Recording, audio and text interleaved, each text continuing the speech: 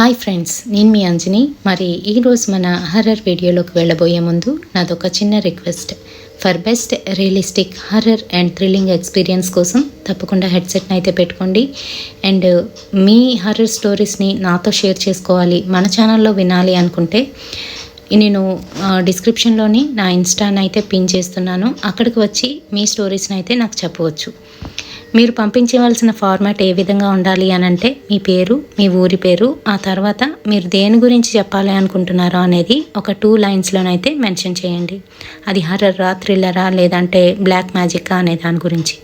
ఆ తర్వాత మీ స్టోరీని అయితే రాసుకురండి. లేదండి మేము అలా రాసి పంపించలేము అనుకున్న వాళ్ళు ఇన్స్టాగ్రామ్లో నుంచి నాకు వాయిస్ మెసేజ్ అయితే పెట్టొచ్చు. ఈ రకంగా మీరు స్టోరీస్ని అయితే నాకు పంపించవచ్చండి. మరి ఇప్పుడు ఇంకెందుకు ఆలస్యం, లేట్ చేయకుండా వీడియోలోకి వెళ్ళిపోదాం.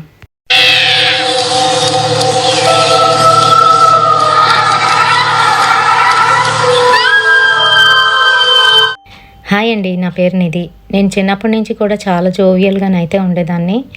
అంతేకాదు, నాకు ఎప్పుడు కూడాను హర్రర్ మూవీస్ అన్నా లేదంటే హర్రర్ స్టోరీస్ అన్నా వినడం, చూడడం చాలా ఇష్టం. అదేంటో భయపడుతూనే అవి చూసేస్తూ ఉంటాను. అంతేకాదు, మా ఇంట్లో వాళ్ళు ఎంత చెప్పినా కూడా వినిపించుకోకుండా పదే పదే వాటిని చూడడం నాకు బాగా హ్యాబిట్ అయితే అయిపోయింది. అయితే నేను కొంత ఏజ్ వచ్చిన తర్వాత వాటి మీద రీసెర్చ్ చేయాలనే కోరిక కూడా నాలో చాలా ఎక్కువగా ఉండేది. కానీ నా విషయంలో మటుకు ప్రాక్టికల్గానైతే జరగలేదు.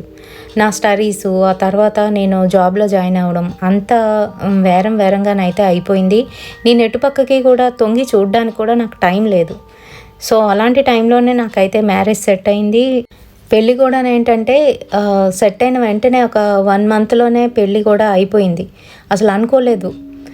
అయితే పెళ్ళైన తర్వాత మటుకు నా యాంబిషన్స్ ఫుల్ఫిల్ చేసుకోవాలి, అంతేకాదు నా హస్బెండ్తో కలిసి నేను దేశాలన్నీ కూడా చుట్టొచ్చేయాలని అనుకుంటూ ఉండేదాన్ని. అలానే మా వారు కూడాను ఒక సాఫ్ట్వేర్ ఇంజనీర్. అండ్ అలాగే తను నాతోని ఎంత క్లోజ్ అయిపోయారంటే అసలు నన్ను విడిచి ఉండలేనంత క్లోజ్ అయితే అయిపోయాము ఇద్దరమేని ఒక 1 మంత్లోనే. సో మాకేంటంటే మ్యారేజ్ అయిన తర్వాత అస్సలు టైం దొరకలేదు. బిజీ అయితే అయిపోయాము మా వర్క్లోని. సో ఆ వర్క్ టెన్షన్ అంతా కూడా పక్కన పెట్టుకొని హనీమూన్కి వేరేగా ప్లాన్ చేద్దాము, మంచి సిటీకి ఎక్కడికైనా వెళ్దాము అని మా హస్బెండ్ అయితే నాకు చెప్పారు. సరే అని నేను కూడా నా వర్క్లోనైతే బిజీగా ఉన్నాను. ఒక 3 మంత్స్ అయితే గడిచిపోయింది. ఈలోగా మరి మన రిలేటివ్స్ అయితే ఉంటారు కదా, వాళ్ళు మమ్మల్ని నవదంపతులని ఇంటికి పిలిచి ఆతిథ్యం ఇవ్వడం ఇవన్నీ కూడా జరిగిపోయాయి. సో 3 మంత్స్ తర్వాత మేము కంప్లీట్గా ఎవరికి కనిపించకుండా అయిపోయాం. సో ఆ తర్వాత మేము ఏంటంటే హనీమూన్ ప్లాన్ చేసుకుందాం, చక్కగాను మంచి టూర్ వేద్దాము, ఒక 15 డేస్ అయితే పెట్టుకుందాము అని అనుకున్నాము. అలానే మేము సెలవు తీసుకొని ఆఫీసుల్లోని స్టార్ట్ అయ్యాం. అయితే నాకున్న పిచ్చికి నేను అస్సాంలోని మయాంగ్ సిటీకి వెళ్దాము అని చెప్పాను. అది సిటీ ఆఫ్ బ్లాక్ మ్యాజిక్స్ ఇంకా అలాగే అక్కడ చాలానే జరిగాయి. వాటి గురించి అయితే చెప్తాను. సో ఆ సిటీకి అయితే వెళ్ళాలని నాకు చిన్నప్పటి నుంచి ఏంటో దాని గురించి తెలిసిన దగ్గర నుంచి ఒక కోరిక అయితే ఉండేది. సో అందుకనే నేను ఆ సిటీకి వెళ్దాము, అక్కడ అవన్నీ కూడా ఎక్స్ప్లోర్ చేద్దాము. ఆ తర్వాత అక్కడి నుంచి అస్సాంలోని మంచిగాను హోటల్స్ అయితే ఉన్నాయి, అక్కడ స్టే చేద్దాము. గౌహతిలోని హోటల్స్ ఉన్నాయి, అక్కడ స్టే చేద్దామని చెప్పాను. దానికి మా వారు కూడా అగ్రీ చేశారు. ఆ తర్వాత మేమేంటంటే మా ఇంట్లో వాళ్ళకి చెప్పేసి మేమైతే స్టార్ట్ అయిపోయాము. హైదరాబాద్ టు గౌహతి 7:05కి అయితే ఉంది హైదరాబాద్లోని. అక్కడి నుంచి గౌహతికి వెళ్ళేసరికి 9:45 అయితే అవుతుంది. అండ్ 2 hours 40 minutes జర్నీ అయితే ఉంటుంది.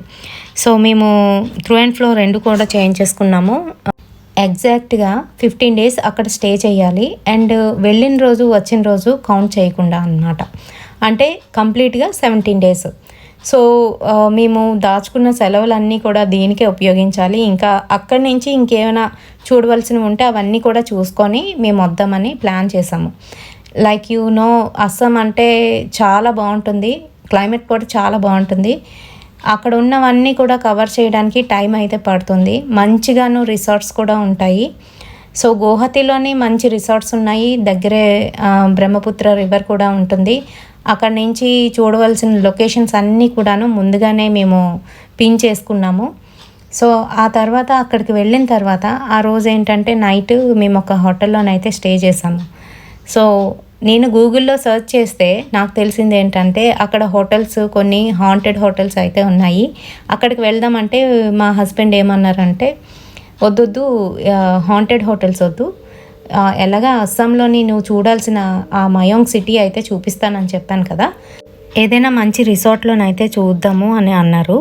సో నాకు అక్కడ 2 అయితే బాగా నచ్చేసాయి. రేటింగ్ కూడా చాలా బాగుంది. ఒకటి వచ్చేసి ది గ్రీన్వుడ్ రిసార్ట్ ఒకటి ఉంది, అలాగే బ్రహ్మపుత్ర జంగిల్ రిసార్ట్ ఒకటి ఉంది. సో జంగిల్ రిసార్ట్లోకి వెళ్దాము అన్నాను, ఎందుకంటే అది కొంచెం తక్కువే, 2600 అలా ఉంటుంది. సో బాగానే ఉంది, అక్కడ దిగుదాము అంటే సరేనంటూ మా హస్బెండ్ కూడా ఓకే చేశారు. సో అవి అయితే బుక్ చేసుకున్నాం ముందుగానే. అక్కడికైతే డైరెక్ట్గా వెళ్ళిన తర్వాత మేము అక్కడ ఆ రిసార్ట్లో దిగడం అయితే జరిగింది.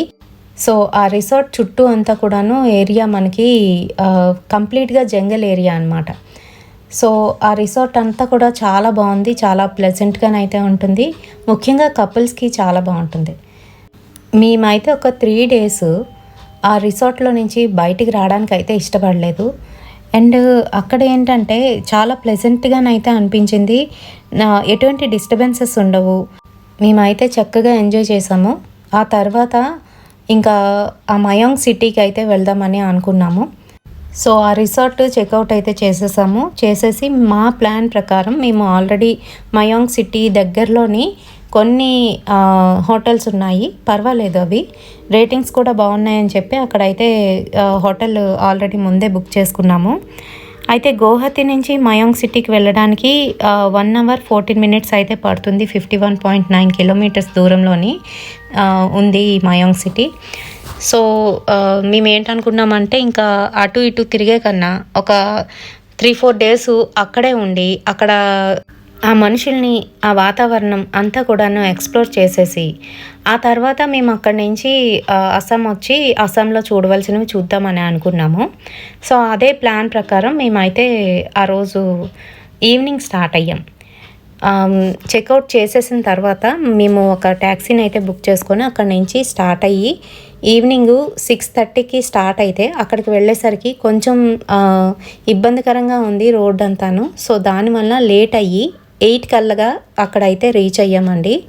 సో 8 o'clockకి మాకు అక్కడ దగ్గరలో ఉన్న హోటల్ ఆల్రెడీ బుక్ చేసుకున్నాం కాబట్టి వెళ్ళేసరికి ఆ హోటల్ రేటింగ్స్కి అందులో ఉన్న యాంబియన్స్కి అస్సలు సూట్ అవ్వదు, అసలు బాగాలేదు.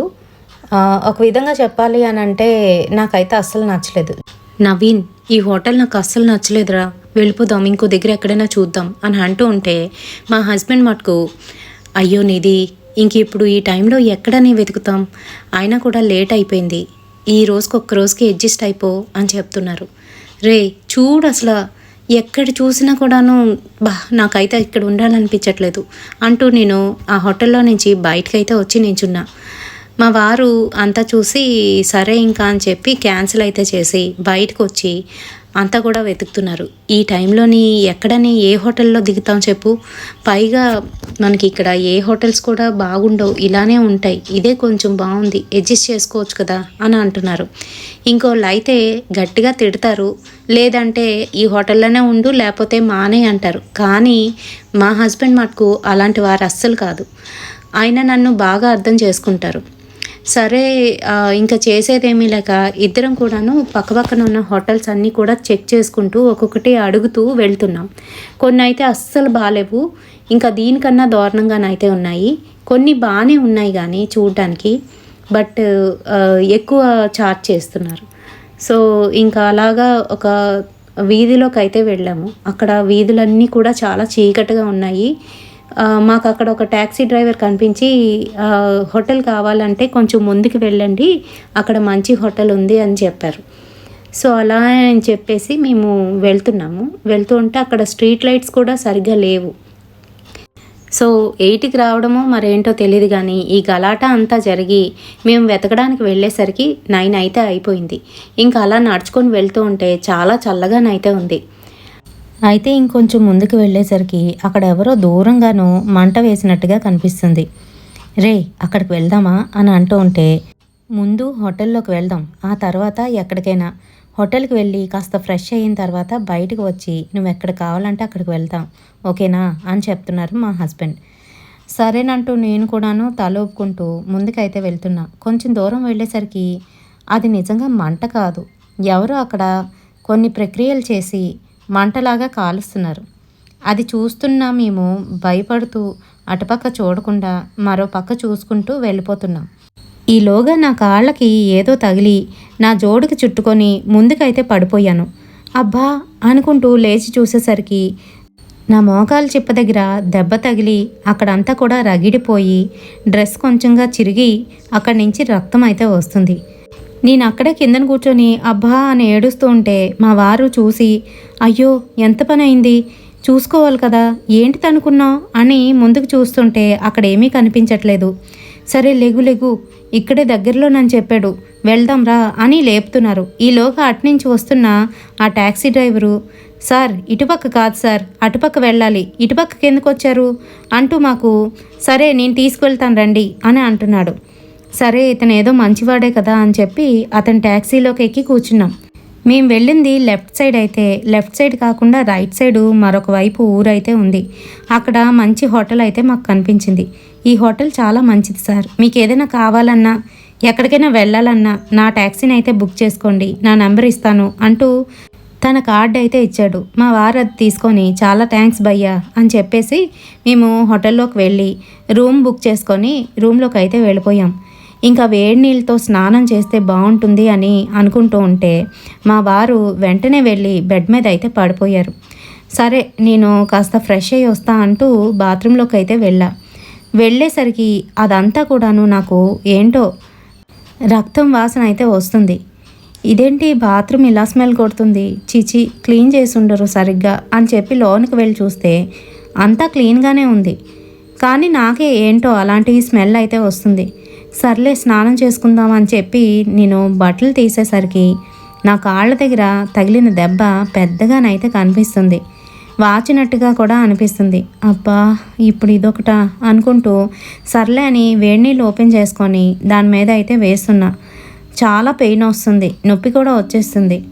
రక్తం అయితే పెద్దగా కనిపించట్లేదు కానీ పెయిన్ మటుకు చాలా ఎక్కువగా ఉంది. ఇంకా ఎంతసేపు చేస్తావు, త్వరగా చేసి బయటికి రా అని మా వారైతే అంటున్నారు. సరే అని చెప్పి నేను స్నానం చేసి నైట్ డ్రెస్ వేసుకొని బయటికైతే వచ్చా. నా కాలు చాలా పెయిన్ వస్తుంది, ఏం చేయాలో నాకు ఏం అర్థం కావట్లేదు అని అంటూ ఉంటే, ఏది ఏమైంది అంటూ నా దగ్గరికి వచ్చి చూసేసరికి నా కాలు బాగా వాచిపోయి ఉంది. అయ్యో డాక్టర్ దగ్గరికి వెళ్దామా, లేకపోతే ఇక్కడ ఎవరైనా ఉన్నారేమో పిల్ల అని అంటున్నాడు. ఇక్కడ ఎవరు ఉంటారు, అయినా వద్దులే ఏం పర్వాలేదు, నైట్ కొంచెం కోకోనట్ ఆయిల్ రాసుకొని పడుకుంటే సరిపోతుంది అని చెప్తున్నా. సరే అయితే బ్యాగ్లో ఉంది తీసుకో అని చెప్పి తనైతే స్నానానికి వెళ్ళిపోయాడు. నేను కోకోనట్ ఆయిల్ తీసి ఇలా రాసుకుంటున్నానో లేదో మా రూమ్ కిటికీ కట్టెన ఎగురుతూ అక్కడ ఎవరో నన్ను చూస్తున్నట్టుగా నన్ను చూస్తూ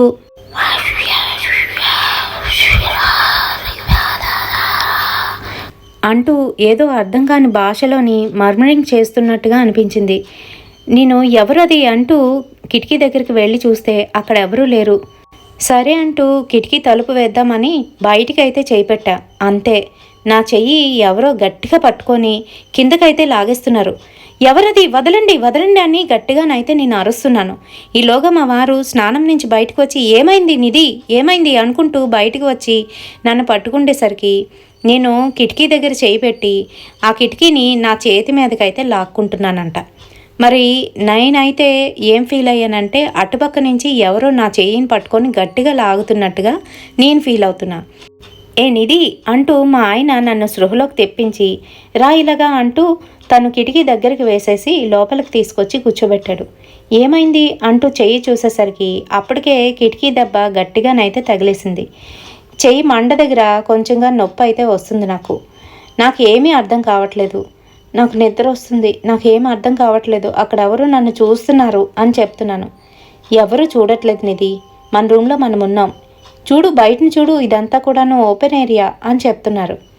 అవునా, సరే అనుకుంటూ నేను మళ్ళీ నా కాల్ కాసి చూసి నొప్పి వస్తుంటే అక్కడ ఆయిల్ అయితే అప్లై చేస్తున్నాను. ఈలోగా మా వారు కిందకి వెళ్ళి వస్తాను, మన ఇద్దరికి కూడా భోజనానికి చెప్పేసి వస్తాను అని చెప్పి తను కిందకి వెళ్ళారు. నేను రూమ్ డోరు వేసుకొని కాస్త అయితే రిలాక్స్ అవుదామని మంచం మీద అయితే పడుకున్నా. నాకు ఏమీ అర్థం కావట్లేదు. నన్ను ఎవరో చూస్తున్నట్టుగా నా ఫీలింగ్ అయితే కలుగుతుంది. నా కాళ్ళు ఒక పక్క, చెయ్యి ఒక పక్క నొప్పి అయితే వస్తున్నాయి. ఆ నొప్పితోనే నా సెల్ ఫోన్ని ఓపెన్ చేసి అమ్మకు కాల్ చేద్దామని డయల్ చేశా.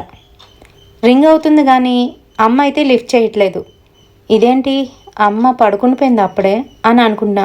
పక్కకు చూసేసరికి టైం అప్పుడే 10:30 అయితే అయిపోయింది.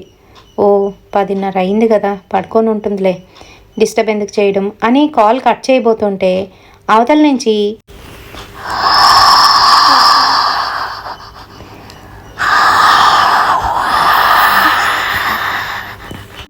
అంటూ వినబడుతుంది. నాకేం అర్థం కాలేదు. క్రాస్ కనెక్షన్ ఏమైనా అయ్యిందా అని సెల్ ఫోన్ కాస్త చూసుకుంటే అక్కడ కాల్ రన్నింగ్లోనైతే ఉంది. అమ్మా అమ్మా అది నువ్వేనా అని అంటూ ఉంటే ఇంకా అటుపక్క నుంచి ఏం సౌండ్స్ లేవు. వెంటనే నేను ఫోన్ పక్కన పడేసి ఏంటిలా అని లేచి కూర్చున్నా. నాకేమీ అర్థం కావట్లేదు, ఏంటిలా జరుగుతుంది నాకు అని నాకు పిచ్చెక్కుతుంది. ఇంకా చేసేదేం లేక మళ్ళీ సెల్ ఫోన్ తీసి అందులోని ఏవో చూసుకుంటూ అలానే కాలక్షేపం అయితే చేస్తున్నా. ఈలోగా కాలింగ్ బెల్ మోగింది. సరే అని మెల్లగా వచ్చి తలుపు అయితే తీసా, ఈయన వచ్చుంటారు అని. కానీ బయటన ఎవరూ కనిపించట్లేదు. ఎవరది ఎవరది అంటూ బయటకు వచ్చి అటు ఇటు చూసా. అక్కడ వార్డ్ బాయ్ కానీ లేదంటే వేరే వాళ్ళు ఎవరైనా బయటకు వచ్చిన ఆనవాళ్ళు అయితే కనిపించట్లేదు.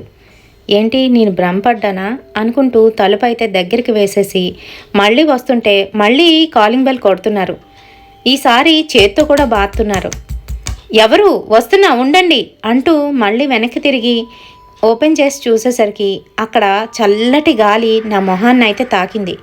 అంతే, అక్కడ మటుకు ఎవ్వరూ కనిపించలేదు. నాకైతే ఒక క్షణానికి నా ఒంటి మీద ఉన్న రోమాలన్నీ నిక్కబొడుచుకున్నాయి. ఏంటిది అనుకుంటూ మెల్లగానైతే తలుపు వేసి ఆ తలుపు దగ్గరే ఈసారి ఎవరైనా వచ్చి కాలింగ్ బెల్ కొడితే వెంటనే తీయాలని అక్కడే నించున్నా. కానీ ఈసారి కాలింగ్ బెల్ మోగట్లేదు. ఏంటి, ఎవరు ఇలా నాతో ఆటలాడుతున్నారు అనుకుంటూ మెల్లగా కుంటుకుంటూ నడుచుకుంటూ వచ్చి బెడ్ దగ్గరికి వచ్చి కూర్చున్నా. అంతే, ఎవరో నా మీద దాడి చేస్తున్నట్టుగా అనిపించింది. నన్ను ఇబ్బంది పెడుతున్నారు. నా ఒంటి మీద ఉన్న బట్టలన్నీ కూడా లాగేస్తున్నట్టుగా అనిపిస్తుంది. నేను గట్టిగా అరుస్తూ ఉంటే ఈలోగా మళ్ళీ కాలింగ్ బెల్ అయితే వినబడుతుంది. నేను గట్టిగా అరవడం విని మా వారు ఏమైంది నిధి, ఏమైంది అంటూ తలుపులు బాధేస్తున్నారు. ఏమండి ఏమండి అంటూ గట్టిగానైతే అరుస్తున్నా. ఈలోగా మా అరుపులకి కిందనున్న వాళ్ళు ఏమైంది అనుకుంటూ పైకి అయితే వచ్చారు. ఆ బాయ్కి చెప్పి మరొక జత తాళాలు తీసి ఓపెన్ చేసి చూసేసరికి నేను మంచం మీద స్పృహ లేకుండా పడుకొని ఉన్నా. అంతే, మా వారికి ఏం చేయాలో అర్థం కాలేదు. సరేనంటూ వాళ్ళని పంపించేసి తనకి ఏమీ దొరక్క ఫ్రూట్స్ తీసుకొచ్చాడు. అవి పక్కన పెట్టేసి నిధి నిధి ఏమైంది నిధి, ఎందుకంత గట్టిగా అరిచావు, ఏమైంది అని అడుగుతున్నారు. నేను స్పృహలోకి వచ్చి ఏమండి, ఇక్కడ ఎవరో ఉన్నారు, నన్ను ఇబ్బంది పెడుతున్నారండి, ఇక్కడ ఉండొద్దు, వెళ్ళిపోదాం అని అంటున్నాను. ఆ మాటలకి మా ఆయనకి ఏం చేయాలో అర్థం కాలేదు. ఏం కాదనిది, భయపడకు, నేను వచ్చేస్తానుగా అంటూ నన్ను ఓదార్చి ఫ్రూట్స్ తెచ్చినవేవో కట్ చేసి నాకైతే ఇచ్చారు. తిను, కాస్త తినేసి పడుకో, ఏం కాదు, నువ్వు కంగారు పడకు, నేను వచ్చేసానుగా అంటూ తను కూడా ఏదో ఫ్రూట్స్ తిని ఇంకా మేమిద్దరం అయితే పడుకున్నాం. ఇంకా మధ్యరాత్రి 2:30 అయితే అవుతుంది. అప్పటికి నేను ఏవేవో మూలుగుతున్నానంట. ఏంటో నొప్పి అంటున్నాను ఒకసారి, ఒక్కొక్కసారి ఏంటో గట్టిగా అరవడం మూలగడం చేస్తున్నాను. మా వారికి నిద్ర పట్టక ఏమైంది నిధి నీకు అంటూ నా కాసి తిరిగేసరికి నా ఒళ్ళంతా కాలిపోతుంది. పైగా నా ఒళ్ళంతా కూడాను నా ఆధీనంలో లేదు, మంట. అలాగే నా ఒళ్ళంతా ఎవరో చితకబాదేస్తే ఎలా ఉంటుందో అలా అయితే అనిపిస్తుంది నాకు. ఏమండి, ఒళ్ళు నొప్పులు బాగా విపరీతంగా ఉన్నాయి, ఒళ్ళంతా మంట పుడుతుంది, నా ఆధీనంలో లేదండి, లేవలేకపోతున్నా అని అంటూ ఉంటే మా వారు నీకేం కాదు, కంగారు పడకు, భయపడకు అని చెప్తూ మా కోసం మేము ఎమర్జెన్సీ కిట్ని అయితే ఒకటి పెట్టుకున్నాం. అందులోని డోలో 650 ఒకటి తీసి నాకైతే వేశారు. ఇది వేసుకో, రేపు మార్నింగ్ డాక్టర్ దగ్గరికి వెళ్దాం, ఓకేనా అని చెప్తున్నారు. అంతేకాదు నాకు రాత్రంతా కూడాను సపర్యలు చేస్తూ కూర్చున్నారు. మీరు పడుకోండి, నాకేం కాదు, బాగానే ఉన్నానని చెప్తున్నా కూడా వినకుండా నా వద్దనే కూర్చొని నా తల మీద తడిగుడ్డ వేస్తూ ఎలా ఉంది ఏంటి అని అడుగుతూనే ఉన్నారు. అది తెల్లవారి 6 అయితే అవుతుంది. ఆ టైంకి పాపం తనకి కూడా నిద్ర అయితే పట్టేసింది. తను కూడా నిద్రలోనైతే జారుకున్నాడు. అలా తెల్లవారి 10:30 వరకు పడుకొనే ఉన్నాం. ఈలోగా క్లీనింగ్ చేయడానికి వచ్చిన బాయ్ తలుపు అయితే కొడుతున్నాడు, మేడం సార్ అంటూ. దానికి మా వారికి తెలివొచ్చి వస్తున్నా అని చెప్తూ వెళ్ళి తలుపు తీశారు. అదంతా క్లీన్ చేసుకొని తనైతే వెళ్తూ ఉంటే ఈలోగా మా వారు ఇక్కడ హాస్పిటల్స్ ఏమైనా మంచి ఉన్నాయా, డాక్టర్స్ అవైలబుల్గా ఉంటారా అని అడుగుతూ ఉంటే తను ఏదో చెప్పాడు. అదంతా కూడా నాకు వినబడుతుంది, కానీ నేను లేచే పరిస్థితుల్లోనైతే లేను. నాకు ఏంటవుతుందో ఆయనకి కూడా అర్థం కావట్లేదు. పైగా నాకు పడుకున్నాను కానీ ఏవేవో పిచ్చి కలలు అయితే వస్తున్నాయి. ఇంకా మెల్లగా తను ఫ్రెష్ అప్ అయ్యి నన్ను కూడా లేపి ఫ్రెష్ అప్ అయ్యిరా, ఆ తర్వాత మనం డాక్టర్ దగ్గరికి వెళ్దాం, కొంచెం ఏదైనా తిందు కానీ అని చెప్తూ ఉంటే నాకు మటుకు ఓపిక లేదని సైగలు అయితే చేస్తున్నాను. ఎలా అంటే ఎలా తల్లి, కొంచెం లెగిసి నువ్వు ఫ్రెష్ అప్ అయ్యిరా అని చెప్తూ నన్నైతే బాత్రూంలోకి పంపించారు. లోపలికి వెళ్ళేసరికి నాకు అంతా కూడాను బ్లాంక్గా అయిపోయింది. అసలు అంతా చీకటి అయిపోతే ఎలా ఉంటుందో అలా అయిపోయి నేనంట కళ్ళు తిరిగి పడిపోయానంట. ఆ సంగతి మా వారే చెప్పారు. వెంటనే మా వారు లోపలికి వచ్చి నన్ను తీసుకొని మళ్ళీ బెడ్ మీద అయితే పడుకోబెట్టేశారు. నా డ్రెస్ అయితే మార్చేశారు. ఇంకా డాక్టర్ని ఇక్కడికి తీసుకురావడం బెటర్ అని చెప్పేసి నాకు ఇలా చెప్తున్నారు, నేను వెళ్ళి డాక్టర్ని తీసుకువస్తా, నువ్వు జాగ్రత్తగా రూమ్లోనే ఉండు, ఎవరు వచ్చినా తలుపు తీకు, నేను బయటని తలుపు వేసుకొని వెళ్తా, ఓకేనా అని చెప్తూ ఉంటే వద్దు నువ్వు ఇక్కడే ఉండు నవీన్, ప్లీజ్ నువ్వు ఇక్కడే ఉండవా అని అంటున్నా. ఆ మాటలకి నవీన్కి పాపం బాధ అనిపిస్తుంది. ఏం చేస్తాం చెప్పు నిధి, ప్లీజ్ ఒక్క 2 నిమిషాలు డాక్టర్ని తీసుకొని ఇక్కడికి వస్తా, నీకు తగ్గిపోతుందిరా. మళ్ళీ మయాంక్ సిటీ చూడాలి కదా, సిటీలోని చాలా బ్లాక్ మ్యాజిక్లు అయితే జరుగుతున్నాయంట, అవన్నీ డిస్కవర్ చెయ్యాలన్నా, ఇలా ఉంటే ఎలా చెప్పు, ఓకేనా అని చెప్తూ నాకేదో చెప్పి తనైతే బయటికి వెళ్ళిపోయాడు. ఈలోగా నా ముందుకు వచ్చి ఎవరో నించున్నట్టుగా అనిపిస్తుంది. ఎవరు వచ్చుంటారు అని చెప్పి కళ్ళు తెరవాలనుకున్నా కూడా రెప్పలైతే తెరవలేకపోతున్నా. కొంచెం కొంచెంగా తెరుస్తున్న ఆ రెప్పల్లో నుంచి నాకు కనిపించిన ఆ దృశ్యాన్ని నేను ఇప్పటికీ కూడా మర్చిపోలేను. ఎవరో ఒక ఆవిడ ఒళ్ళంతా కూడా కట్లు కట్టినట్టుగా చుట్టేసి రక్తసిక్తమై ఉంది. ఆవిడ్ని చూస్తుంటే చాలా భయం వేస్తుంది. పైగా నన్ను చూస్తూ నా వైపు చెయ్యినైతే ఇలా చూపిస్తూ నువ్వే నువ్వే తర్వాత నువ్వే అని అంటుంది. అది కూడాను ఆ అస్సాం లాంగ్వేజ్లోనైతే అంటుంది. ఆ మాటలు నాకు అర్థం కాలేదు. ఆ తర్వాత నాకు అవన్నీ కూడా తెలిసాయి. అయితే నాకేమీ అర్థం కాలేదు. నేను తర్వాత ఏంటి అని అంటూ తనతో ఏదో మాట్లాడబోతుంటే అక్కడ మరి ఆ మనిషి అయితే కనిపించలేదు. నాకు ఇంకా భయం వేసేసింది. ఒళ్ళంతాను వణికైతే వచ్చేస్తుంది. దుప్పటి కప్పుకున్నా కూడాను ఆ చలికి నేను తాళలేకపోతున్నా. ఈలోగా తలుపులు ఎవరో ఓపెన్ చేస్తున్నట్టుగా అనిపించింది. మా వారు డాక్టర్ని అయితే తీసుకొని వచ్చేశారు. నాకు చెకప్ చేసి అంతా బాగానే ఉంది, నార్మల్ ఫీవరే, ఏం కంగారు పడవలసిన అవసరం లేదు అంటూ ఏవో ట్యాబ్లెట్లు రాసి ఇవి వెయ్యండి తగ్గిపోతుంది అని చెప్పి తనైతే అక్కడి నుంచి వెళ్ళిపోయారు. మా వారు ట్యాబ్లెట్స్ తీసుకువద్దామని చెప్పి మళ్ళీ నన్ను రూమ్లో పెట్టి తనైతే బయటికి వెళ్ళిపోబోతుంటే ఏమండి వద్దు, ఎక్కడికి వెళ్ళొద్దు, నాకు భయం వేస్తుంది, ఇక్కడ ఎవరు ఉన్నారు అని చెప్తున్నాను. అంత నిద్దట్లో కూడాను. ఎవరూ లేరు నిధి, కంగారు పడుకు, 2 నిమిషాలు కిందనే మెడికల్ షాప్ ఉంది, వచ్చేస్తా అంటూ తలుపు వేసుకొని వెళ్ళిపోయారు. ఆయన నా మాటలు వినట్లేదని నాకు చాలా కోపం వచ్చేసింది. ఇలాంటి సందర్భంలో వదిలేసి వెళ్ళిపోతాడా అని ఆలోచిస్తూ ఏంటి ఇలా అవుతుంది నాకు అని భయపడిపోతున్నా. ఈలోగా మళ్ళీ నాకైతే ఎవరో నా వెనకతలు నించున్నట్టుగా అనిపించింది. ఈసారి ఒక 15 ఏళ్ల పాపలాగా అయితే కనిపిస్తుంది. ఆ అమ్మాయి ఒంటి నిండా కూడా ఏవో గుడ్డలు అయితే చుట్టేసున్నాయి. అంతేకాదు ఒళ్ళంతా రక్తసిక్తమై ఉంది. నేను ముందు ఒక ఆవిడ్ని చూశాను కదా, అదే మాదిరిగా ఆ అమ్మాయి కూడా అలానే మాట్లాడుతుంది. తర్వాత నువ్వే, మా తర్వాత నువ్వే అని అంటుంది. ఆ మాటలకి నాకైతే భయం వేసేస్తుంది. ఏంటి ఇలా మాట్లాడుతున్నారు, ఎవరు వీళ్ళు, ఎవరు నాకు కనబడుతున్నారు అని అనుకుంటున్నా. ఈలోగా మళ్ళీ నాకు నా ముక్కుకి రక్తం మాంసం వాసన అయితే వస్తుంది. అది ఎంతలాగంటే నేను నాన్ వెజ్ తిన్న అమ్మాయినైనా కూడాను నాకు అది కడుపులోనైతే తిప్పేస్తుంది. పైగా జ్వరంతో ఉన్నానేమో ఇంకా ఇబ్బందికరంగానైతే ఉంది. నాకు ఇంకా వామిటింగ్ సెన్సేషన్ అయితే బాగా ఎక్కువైపోయింది. లేచి కూర్చున్నా. వామిటింగ్ అక్కడ చేస్తే పాపం తనే అంతా క్లీన్ చేసుకోవాలి, లేకపోతే ఎవరినైనా పిల్లాలి, నా వల్ల అందరూ ఇబ్బంది పడతారు అంటూ లేచి బాత్రూంలోకి అయితే వెళ్ళబోతున్నా. ఈలోగా ముందుకైతే పడిపోయా. అంతే, నిన్న రాత్రి తగిలిన దెబ్బ మీద మరొక దెబ్బ అయితే తగిలేసింది. కాలు ఇంత వాచిపోయింది. అంతేకాదు, వామిటింగ్ చేసేసా అక్కడే. నాకు ఇంకా చాలా చిరాకు అనిపించింది. ఈలోగా మా వారైతే వచ్చేసారు. ఏం జరిగింది అనుకుంటూ అంతా చూసి, నిధి ఏమైందిరా నీకు అంటూ పైకి లేపి మంచం మీదకి తీసుకొచ్చి పడుకోబెట్టారు. తనకి అప్పటికే ఏదో డౌట్ అయితే కొడుతుంది. పైగా నేను కక్కిందంతా కూడాను చాలా నీచు కంపు అయితే కొడుతుందంట. అప్పటికి 2 రోజుల నుంచి మేము నాన్ వెజ్ అయితే తినట్లేదు.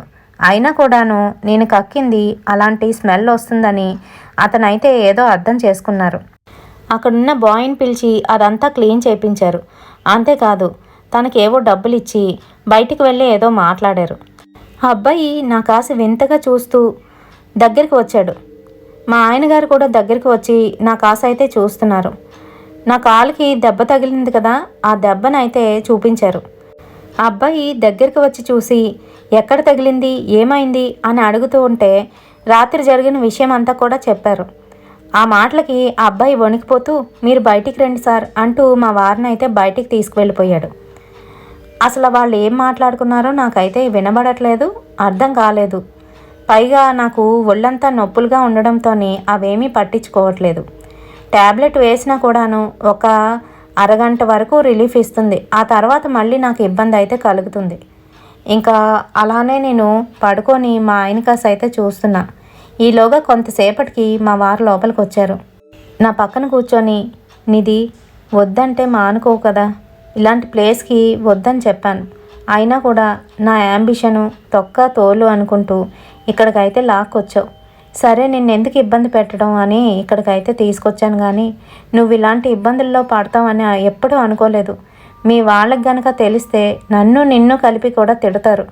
మీ ఆవిడ చెప్తే నీకేమైంది బుద్ధి అని అడుగుతారు అని అంటున్నారు. ఆ మాటలకి నాకేం అర్థం కావట్లేదు.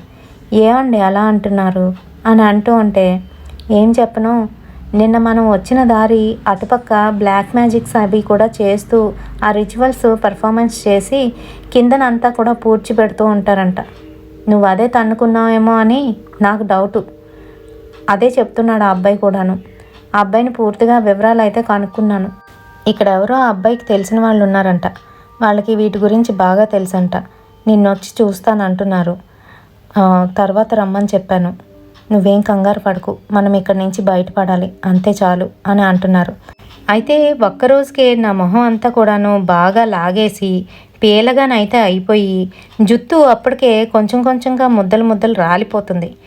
నాకు మనసులో మటుకు అర్థమవుతుంది ఏదో జరిగింది నాకు, అందుకే ఇలా జరుగుతుంది అని. ఎందుకంటే అప్పటికే నేను చాలా హర్రర్ మూవీస్లోని ఇంకా అలాగే స్టోరీస్లోని ఇలాంటివి జరగడం చూశాను. కానీ ఇలాంటివి జరుగుతాయా, ఎప్పుడూ నాకేమీ జరగలేదే, అయినా ఇలాంటి నెగిటివ్ ఎంటిటీస్ ఉంటాయా అని సిల్లీగానైతే తీసుకుండేదాన్ని. కానీ ఇలా జరుగుతూ ఉంటే నేను అసలు నమ్మలేకపోతున్నా. భయం వేస్తుంది ఓ పక్క నుంచి. మరో పక్క నుంచి ఇక్కడ అంతా ఎక్స్ప్లోర్ చేద్దాం అనుకున్నానే, నా యాంబిషన్ ఏమవుతుంది, ఇక్కడ ఏమీ చూడకుండా వెళ్ళిపోతామేమో, మా హాలిడేస్ అంతా ఇలానే పాడైపోతాయేమో అని భయపడుతున్నా. ఈలోగా మా వారు ఏంటి ఆలోచిస్తున్నావు నిధి, ఏం ఆలోచించుకు, కాసేపు పడుకో, ఈలోగా అతను ఎవరో వస్తారంట, వచ్చిన తర్వాత ఏం చేయాలో చూద్దాం అని చెప్తున్నారు. నాకైతే పడుకోవాలనిపించట్లేదు. మీరు ఇక్కడే ఉండండి, నాతోనే ఉండండి అని మా ఆయనకైతే చెప్తున్నా. నవీను అక్కడే కూర్చొని ఇంకేంటి అని మాట్లాడుతున్నాడు. ఈలోగా మా తలుపు ఎవరో కొడుతున్నారు. వెంటనే నవీన్ వెళ్ళి డోర్ ఓపెన్ చేయగానే అక్కడ ఒక స్వామీజీలాగా మాలలు ఇంకా చేతికి ఎన్నో రకాల ఉంగరాలు అన్నీ పెట్టుకున్న ఒక ఆయన అయితే కనిపించాడు. ఆయన్ని చూడగానే నేను లేచి కూర్చున్నా. ఆయనను చూస్తూ గట్టిగానైతే అరవడం మొదలుపెట్టా. ఎంత గట్టిగానంటే మా వారు వణికిపోతూ భయపడిపోతూ దూరంగానైతే వెళ్ళిపోయారు. అంతే. ఆ బాయ్ వచ్చి మా వారిని గట్టిగా పట్టుకొని, మీరు కంగారు పడకండి, ఆయన ఏమున్నా తీసేస్తారు, భయం లేదు, మీ ఆవిడ సేఫ్గానే ఉంటారు అంటూ తలుపు అయితే దగ్గరికి వేసేశాడు. అంతే. అతను కూర్చొని నా చేతులు రెండు గట్టిగానైతే పట్టుకున్నాడు. ఆ చేతులు రెండు కూడాను తను తెచ్చిన ఒక తాడుతోనైతే కట్టేశాడు. అంతేకాదు, ఏవో పూజలు చేయాలని చెప్పి మా వారికి ఏదో ఒక లిస్ట్ ఇచ్చి, నేను పలానా చోటు ఉంటాను, అక్కడికి ఈ అమ్మాయిని తీసుకురండి అని చెప్తూ అతనైతే వెళ్ళిపోయాడు. నా చేతికున్న కట్టుల్ని విప్పొద్దని చెప్పారు. నేను మటుకు తెగ అరుస్తూ గట్టిగానైతే కేకలు పెట్టేస్తున్నాను. మా ఆయనకి మటుకు ఏం చేయాలో అర్థం కావట్లేదు పాపం. ఆయన అయితే కంగారు పడిపోతూ ఉంటే ఆ బాయ్ వచ్చి, ఏం కాదు సార్, కంగారు పడకండి, ఇప్పుడే వెళ్దాం, ఒక 2 నిమిషాలు, ఇవన్నీ కూడా నేను తీసుకువచ్చేస్తాను అంటూ మా ఆయన దగ్గర డబ్బులు తీసుకొని బయటకైతే వెళ్ళి ఓ గంటన్నరలోనైతే తిరిగి వచ్చేసాడు. వచ్చి, పదండి సార్ అక్కడికి వెళ్దాము అంటూ మేడంని గట్టిగా పట్టుకోండి అని మా వారికి చెప్తూ ఉంటే, నువ్వు కూడా హెల్ప్ చేయనంటే తను కూడా మరొక వైపు నన్ను పట్టుకొని కిందకైతే దించారు. అక్కడి నుంచి 1 కిలోమీటర్ దూరంలోనైతే అతను ఉండే ఆ ఇల్లు అయితే ఉంది. అక్కడికి నన్ను తీసుకువెళ్ళిపోయారు. అది కొండ మీద ఇల్లు. అక్కడికి తీసుకువెళ్ళిన తర్వాత అతను అప్పటికే ఏవో చేసి అక్కడైతే ముందున నన్ను కూర్చోబెట్టి ఏవో రిచువల్స్ అయితే పర్ఫామ్ చేస్తున్నాడు. నాకు ఏమీ గుర్తులేదు. మా ఆయన అవన్నీ చూస్తూ వణికిపోతున్నాడంట. పైగా నా దగ్గరికి రావాలంటే భయం వేసేస్తుంది. ఎందుకంటే నా జుట్టు అంతా కూడా చెదిరిపోయి గట్టిగా అరుస్తూ నోట్లో నుంచి రక్తాన్ని ఊస్తున్నానంట. అది చూసేసరికి మా వారు చాలా భయపడిపోయారు. మా ఇంటికి, మా వాళ్ళకి అందరికీ కూడాను ఫోన్ చేసి ఏం జరిగిందో అంతా కూడా చెప్తున్నారు. మరో పక్క నాకు చేయవలసినవన్నీ కూడాను కార్యక్రమాలు అతనైతే చేస్తున్నాడు. ఎంత చేస్తున్నప్పటికీ కూడాను నేను తగ్గట్లేదు, అలానే అరుస్తున్నాను. పైగా అతను చూస్తుండగానే నా కాలు మీద ఉన్న గాయాన్ని ఇంకొంచెం గట్టిగానైతే కొట్టుకుంటూ గట్టిగా అరవడం మొదలుపెట్టా. అతను వెంటనే మా ఆయన గారిని, ఆ అబ్బాయిని పిలిచి 2 చేతులు కాళ్ళు పట్టుకోమని చెప్పాడంట. ఇంకంతే, వాళ్ళు వచ్చి నా చేతులు వెనక్కి లాగి గట్టిగానైతే పట్టుకున్నారు. నేను అలా అరుస్తూ కొంతసేపటికైతే స్పృహ తప్పి పడిపోయానంట. నా మెడలోని నేను లెగిసేసరికి ఒక తాయెత్తు అయితే కట్టి ఉంది. నాకు ఏదో తాగడానికైతే ఇచ్చారు. అది తాగుతూ ఉంటే చాలా చేదుగానైతే అనిపించింది. నేను తాగునానంటే లేదు తాగాలి అని అతనే బలవంతంగా నా నోట్లోనైతే వేసేశారు. అంతే. గుటకేసిన తర్వాత మరి నాకైతే స్పృహ లేదు. తర్వాత నేను లేచేసరికి మా రూమ్లోనైతే ఉన్నాను. ఏం జరిగింది అని మా నవీన్ని అడిగితే మా వారు ఇలా చెప్తున్నారు. అక్కడికి వెళ్ళిన తర్వాత అతను ఏవో రిచువల్స్ చేసి నీ మీద ఉన్న ఆ దుష్టశక్తిని అయితే బయటికి పంపించేశారు. అంతేకాదు, నీ మెడలో ఈ తాయెత్తు కట్టారు. ఈ రాత్రికి మనం ఇక్కడే ఉండి రేపు తెల్లవారే అస్సాం అయితే వెళ్ళిపోదాం, ఇంక ఇక్కడ ఉండొద్దని చెప్పారు అని చెప్తూ ఉంటే, అసలు ఏం జరిగింది ఏంటి అని అడిగితే, నీకు రేపు చెప్తానులే, ఇప్పుడేంటి కంగారు, పడుకో అని మా ఆయన అయితే అన్నారు. ఇంకా నిద్ర మత్తులోనే అలానే ఉండిపోయా. తెల్లవారేసరికి నాకు ఫ్రెష్ ఫీల్ అయితే కలిగింది. కాలు మీద ఉన్న గాయం కూడా ఇట్టే చిటికలో తగ్గిపోయింది. అసలు నొప్పే లేదు. సరే, కాస్త ఊరిని ఎక్స్ప్లోర్ చేసి అప్పుడు వెళ్ళిపోదామా అని అంటే, ఏం తల్లి, ఇప్పుడు వరకు అనుభవించింది చాలదా, ఇంకా ఎక్స్ప్లోర్ చెయ్యాలా? పద అస్సాంలో చాలా మంచి ఉన్నాయి ప్లేసెస్ చూడడానికి. అవన్నీ చూసేటప్పుడు నీకు ఈ గోస్ట్ ఎక్స్పీరియన్స్ కూడా చెప్తానులే, పద అంటూ నన్నైతే లాక్కొని వెళ్ళిపోయారు. ఇంకా ఆ రోజు మేమైతే అస్సాం చేరుకున్నాము. వెళ్ళిన తర్వాత అక్కడ ఒక మంచి హోటల్లోనైతే దిగాము. అక్కడ మా వారికి బతిమలాడితే అప్పుడు నాకు విషయాలన్నీ కూడా చెప్పడం జరిగింది. అదేంటి అని అంటే, అక్కడ కొంతమంది ఆడపిల్లల్ని, అంటే ఒక్కొక్క ఏజ్లో ఉన్న ఆడపిల్లల్ని చంపుతూ వస్తున్నాడంట ఒక అతను ఏంటంటే ఒక భయంకరమైన పిశాచిని వాళ్ళలోకి పంపించి వాళ్ళంతట వాళ్ళే గాయాలు చేసుకొని ఆ తర్వాత ఆ పిశాచి వాళ్ళని నానా రకాలుగా హింసలు పెట్టి ఆ తర్వాత చంపేస్తుందంట. వాళ్ళలో ఉన్న రక్తాన్ని పీల్చేస్తుందంట. అందుకే వాళ్ళకి ఆ రక్తం వాసన వస్తూ ఉంటుంది. వాళ్ళు చనిపోయిన తర్వాత వాళ్ళు పూడ్చిపెట్టిన తర్వాత ఆ శవాన్ని తీసుకువెళ్ళి ఏవో ఆ శవం చుట్టూ కూడాను గుడ్లు కట్టి తర్వాత వాళ్ళు చేయవలసిన ఏదో ప్రక్రియనైతే చేస్తారంట. అలా చేయడం వల్ల ఆ శక్తి ఏదైతే ఉందో వీళ్ళకి లభిస్తుంది, ఇంకా ఇంకా శక్తివంతులుగా మారుతారని వాళ్ళందరూ కూడా నమ్ముతారంట. అంతేకాకుండా ఆ చనిపోయిన వాళ్ళని తీసుకువెళ్ళి మళ్ళీ ఇంకొక చోట పాతి పెట్టడం అయితే జరుగుతుంది. అలా పాతి పెట్టిన వాళ్ళది ఆ చుట్టూ కట్టిన ఆ గుడ్డ ఏదైతే ఉందో అది పొరపాటున ఎవరికైనా తగిలినా లేదంటే ఆ దారిన వెళ్తున్నా కూడాను ఆడవాళ్ళకి అంటే ఆ తర్వాత ఏజ్ వాళ్ళకి ఈ ఎఫెక్ట్ అయితే కలుగుతుందంట. అందుకనే నీకు కూడా అలాంటిది ఏదో తగిలిందని అతను తెలుసుకొని నీ మీద ఆ రిచువల్ అయితే చేసి ఆ శక్తిని అయితే బయటికి పంపించేశాడు అని చెప్పారు. అంతే, నాకు కాళ్ళు చేతులు వణికిపోయాయి. ఇంకా బాబోయ్ ఆ మయాంగ్ సిటీకి అస్సలు వెళ్ళకూడదు అని అనుకుంటూ ఇంకా మేము అస్సాంలో చూడవలసినవి చూసుకొని ఇంటికైతే వచ్చేసాం. మరి ఆ మయాంగ్ సిటీ ఒకప్పుడు ఇండియాస్ బ్లాక్ మ్యాజిక్ సిటీగాను పేరొందిందండి. ఎందుకంటే ఒకానొక కథనం ప్రకారం పూర్వకాలం ఒక రాజు ఆ సిటీ మీదకి దండెత్తి వెళ్ళడానికి వాళ్ళ సైనికులను అందరినీ కూడా పంపిస్తే రాత్రికి రాత్రే ఆ సైనికులు కనిపించకుండా పోయారంట. వాళ్ళ శవాలు కానీ వాళ్ళ ఆనవాళ్ళు కానీ లేకుండా అక్కడ వాళ్ళందరూ కూడా వాళ్ళని మాయం చేశారు అని చెప్తారు. అంతేకాదు మన పురాణాల ప్రకారం అది ఘటోత్కచుడు నివసించిన ఊరు అని చెప్తూ ఉంటారండి. మరి అటువంటి ప్రసిద్ధమైన ఊరిలోని ప్రతి ఒక్కరికి కూడాను ఇలాంటి బ్లాక్ మ్యాజిక్స్ చేయడం వెన్నతో పెట్టిన విద్య అంటండి. అంతేకాదు తిమ్మిని బమ్మి చేస్తారంటారు కదా, కళ్ళ ముందే మనకి మెస్మరైజ్ చేస్తూ ఉంటారనమాట. మరి నా లైఫ్లో జరిగిన ఈ ఇన్సిడెంట్ని నేనైతే షేర్ చేశాను. మయాంగ్ సిటీ గురించి చాలానే ఇలాంటివి అయితే ఉన్నాయండి.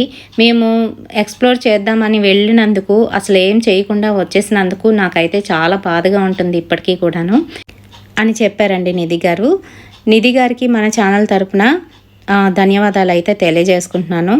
రేపటి సరికొత్త రియల్ హర్రర్ ఇన్సిడెంట్తోని మళ్ళీ మీ ముందుకు అయితే వచ్చేస్తాను. Until then bye.